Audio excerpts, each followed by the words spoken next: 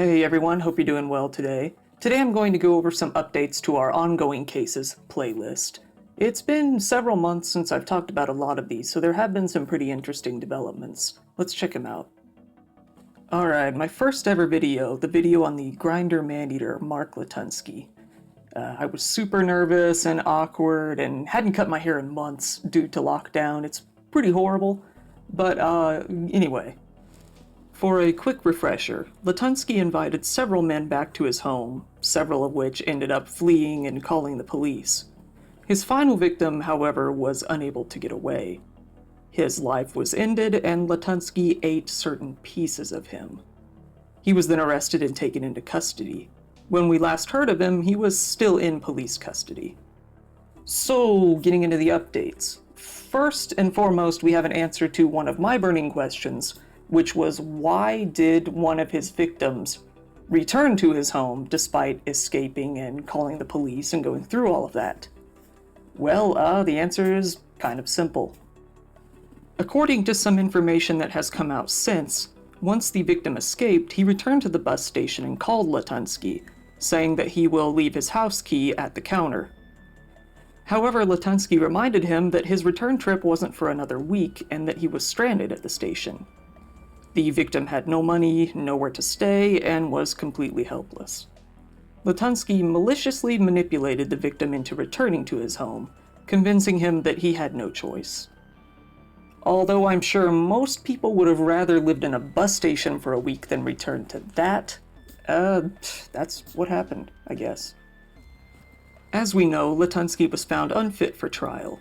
He instead started receiving treatment in a psychiatric hospital operated by the state of Michigan. His attorney said, in court, that when it came to the murder, both parties were involved in a consensual act and that the plaintiff assumed the risk. Latunski's home was foreclosed on and sold at bank auction. However, Mark's brother Paul successfully reclaimed the home by paying off the purchaser. Since he is now in possession of the property, Paul was also named as a defendant in the ongoing lawsuit.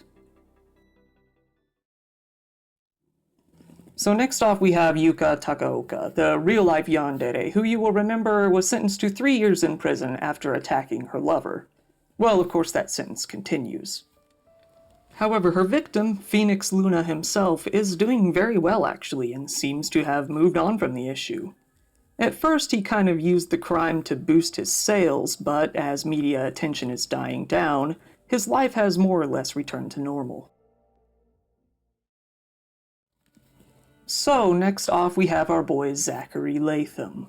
This was my first video to really get any views, honestly. People hate this kid. I mean, he's had a bad attitude since the beginning, and he's not getting any better.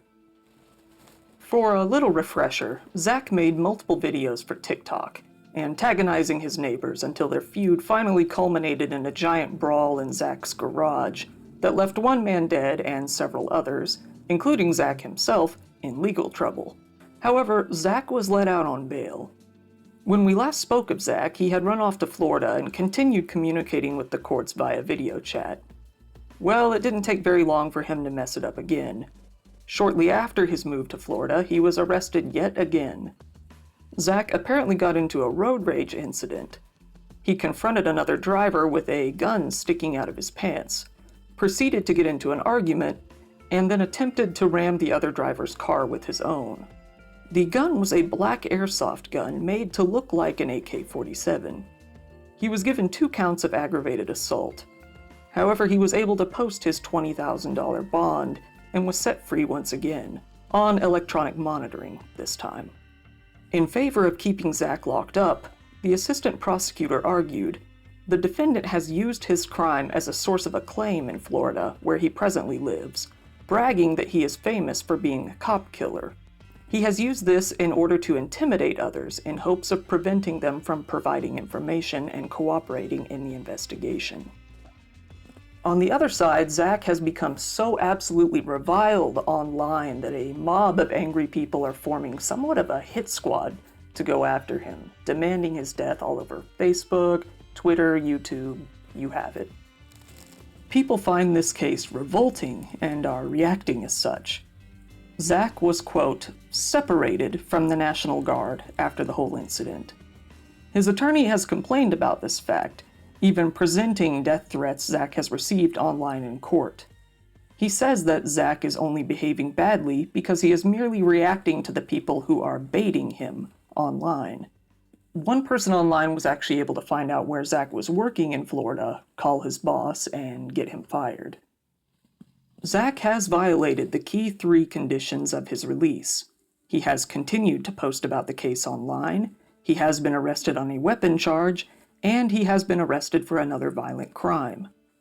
Superior Court Judge William F. went on to say, the defendant apparently has now at least exhibited in the state of Florida, as well as in New Jersey, with the tragic events that have occurred here, that he is not capable of governing himself or his emotions, and is, in fact, prone to threats of, or in fact engaging in, violent conduct.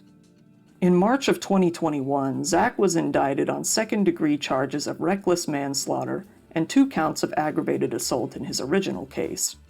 He surrendered to authorities in Florida. He is now currently jailed in Florida and will be extradited back to New Jersey in the near future. Next up, we have the incel who blew his hands off, Carini. Cole had planned to blow up a bunch of cheerleaders, but never got past the planning phase when he ended up blowing his own hands off during preparations. Since we last talked about him, he has finally pled guilty to 1 count of possessing and manufacturing an unregistered explosive device. He is facing both 10 years in prison and a $250,000 fine. The prosecutor remarked that the defendant put the safety of the community at risk when he built and then detonated an explosive device. Thanks to the prompt response and careful investigation of our federal and state law enforcement partners, Carini is being held accountable for his dangerous acts. His hearing is set for April 13th, coming up very soon actually, so we'll see how that goes. Although I posted this case very recently, there have been some updates to the case of Armando and Brittany Barron. You will remember them as the couple who worked together to end the life and dispose of Brittany's lover. First, let's talk about Brittany. Due to many delays because of the global pandemic, her hearing continues to be delayed. The state must decide on its major witnesses and major motions by the end of May.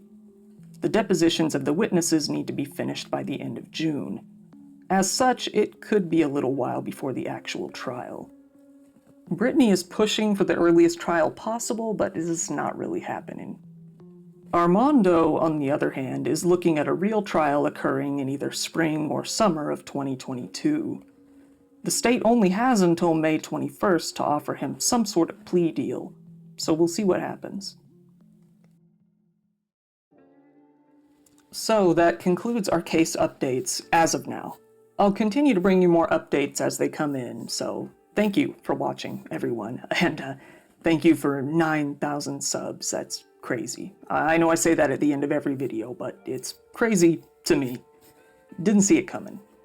So if you're interested in strange cases and updates to those strange cases, please give me a sub.